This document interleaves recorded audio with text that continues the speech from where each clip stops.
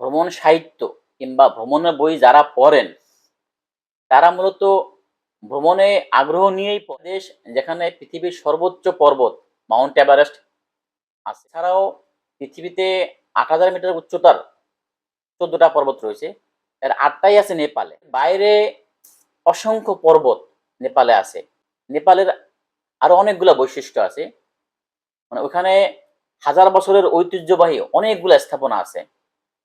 মানে সম্ভবত এরকম একটা ছোট দেশ, মানে নেপাল তুলনামূলক ছোট আর কি, সেই দেশে অনেকগুলা ওয়ার্ল্ড হেরিটেজ আছে আর কি, মানে যেগুলো প্রাচীন স্থাপনা আর কি, মানে হাজার বছরের আগের আর কি। এবং এগুলোর বিশেষ বৈশিষ্ট্য হলো কাঠের তৈরি কিংবা ইট সুরকির তৈরি আর কি। এরকমটা পৃথিবীর খুব কম দেশে আছে যে একটা ছোট্ট দেশে এতগুলা ওয়ার্ল্ড হেরিটেজ কিংবা বিশ্ব ঐতিহ্য। নেপালের প্রাকৃতিক সৌন্দর্য আরো মুগ্ধকর, মানে ওইখানকার নাগরকোট কিংবা পোখারা কিংবা চন্দ্রগিরি, এমন এমন এমন অনেক চমৎকার জায়গা আছে যেগুলো মানে দেখলে মানে যে কারোই ভালো লাগবে আর কি। ভ্রমণ সাহিত্য কিংবা ভ্রমণের বই যারা পড়েন তারা মূলত ভ্রমণে আগ্রহ নিয়েই পড়েন আর কি। আমার এই বইটা যে পড়বে সে সত্যিকার অর্থেই নেপাল যাওয়ার আগ্রহ বোধ করবে আর কি। এবং বইতে ওই জাতীয় লেখাগুলা কিংবা রস গুলা আছে। মুদ্রার মান কিন্তু আমাদের চাইতে একটু নিচে, অর্থাৎ মানে আমাদের যেই টাকা ওইখান ওইটা নেপালে গিয়ে আপনি যদি আপনি মানে পরিবর্তন করেন আর কি রুপিতে, তাহলে ওদের বেশি টাকা পাবেন আর কি। মানে সেই দিক আমি বলতে চাচ্ছি আসলে মানে নেপালে তুলনামূলক খরচ কম। আমাদের এত কাছের একটা দেশ আর কি, একটা সুন্দর দেশ, হ্যাঁ, সেখানে আপনার খরচ কিন্তু তুলনামূলক কম আর বিমান টিকিট খরচ মানে ৩৮, ৪০, ৪২ এরকম, মানে যাওয়া আসা। এর বাইরে নেপালে ছোট বড় নানা ধরনের হোটেল আছে আর কি। আপনি চাইলেই সস্তা হোটেলে উঠতে পারবেন আর কি। এবং খাবার দাবারও মোটামুটি সস্তা। আমাদের ঢাকায় যেমন নর্মাল হোটেলগুলোতে আপনি যে বাজেটে খেতে পারেন, নেপালেও আপনি একই বাজেটে খেতে পারবেন। সেই হিসেবে টিকিট বাদে আর কি আপনার ওখানে ১০ দিনের মতন থাকা খাওয়ায় আপনি চাইলে ৩০ থেকে ৪০ হাজার টাকার মধ্যে চমৎকারভাবে ভ্রমণ করে আসতে পারবেন। ৩৫,০০০ টাকা থেকে মোটামুটি শুরু আর কি। এরপর আপনি যত উপরে যান আর কি। আপনি যদি একটু আগে কিনেন তাহলে ৩৫, ৩৬, ৩৭, ৩৮ নেপাল তুলনামূলকভাবে অনেকটাই নিরাপদ।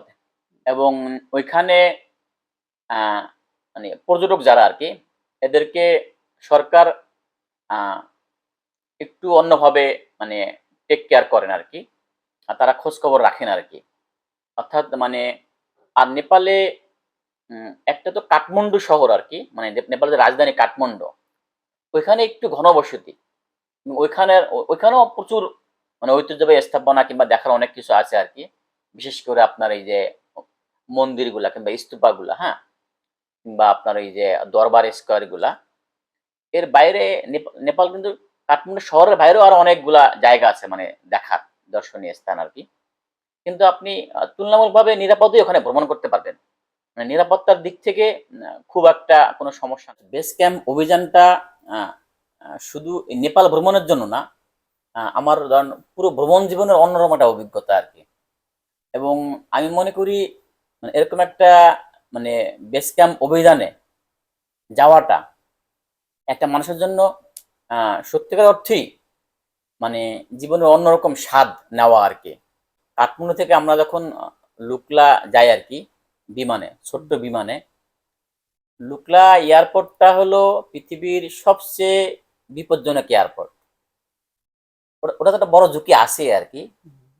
এর বাইরে অভিযানের সময় নানান ধরনের ঝুঁকি থাকে আর কি, কারণ আমরা অনেক সময় পাহাড় ঘেঁষে কিংবা পাহাড়ের কোল দিয়ে মানে যাওয়া আসা করেছি আর কি।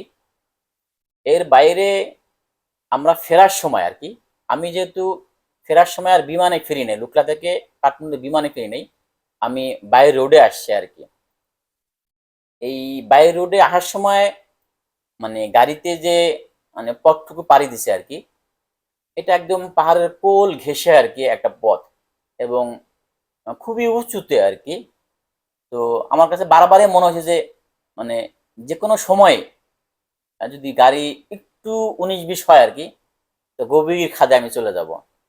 আর ওই পথটা এতটাই মানে খারাপ আর কি, যে ড্রাইভার মাঝে মধ্যে নেমে মানে এদিক সেদিক থেকে ইট পাথর এনে মানে খাদ পূরণ করে তারপরে গাড়ি চালায় আর কি।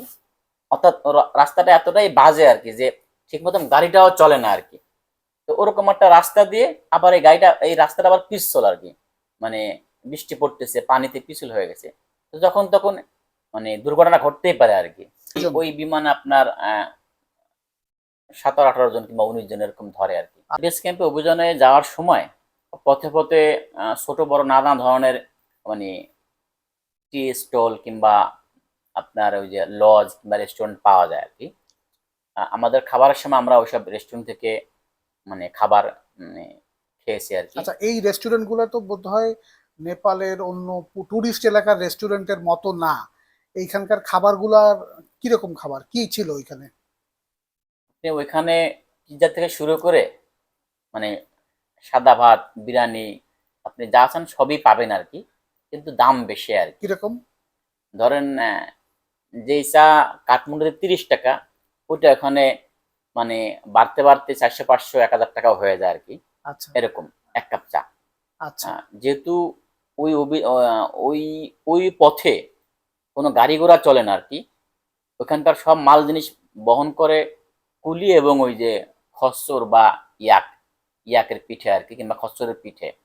সে কারণে ওই মাল জিনিস বহন করে ওইখানে নিয়ে যাওয়া পর্যন্ত খরচ বেশি হয়। এ কারণে দামটাও বেশি হয় আর কি। আর খাবার দাবার সব ধরনের খাবারই পাওয়া যায়। আপনি সাদা ভাত, ডাল, মাছ, মাংস যা চান আর কি এগুলি পাবেন। বিশেষ করে মহিষের মাংস পাওয়া যায় অনেক, এবং মুরগি পাওয়া যায়। ডিম আছে প্রচুর, মানে ডিম বলতে মানে ডিম আপনি চাইলেই পাবেন আর কি।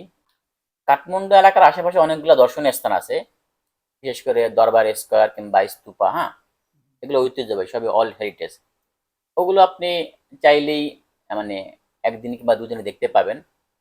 কাঠমান্ডু শহরের বাইরে আপনার নাগরকোট একদিনে যাওয়া আসা যায়, চাইলে ওখানেও আপনি দেখতে পাবেন। এর বাইরে পোখারা কিংবা চন্দ্রগিরি এগুলো আছে আর কি। আর এর বাইরেও আরো অনেক জায়গা আছে যেখানে আপনার যাওয়া যাবে, কিন্তু নির্ভর করবে আপনি কয়দিনের জন্য যাবেন আর কি। আমার বইটা বের করেছে বেঙ্গল বুকস, তাদের ফেসবুক পেজ থেকেও বই সংগ্রহ করা যাবে। এর বাইরে রকমারি.com কিংবা বাতিঘর থেকেও বই সংগ্রহ করা যাবে।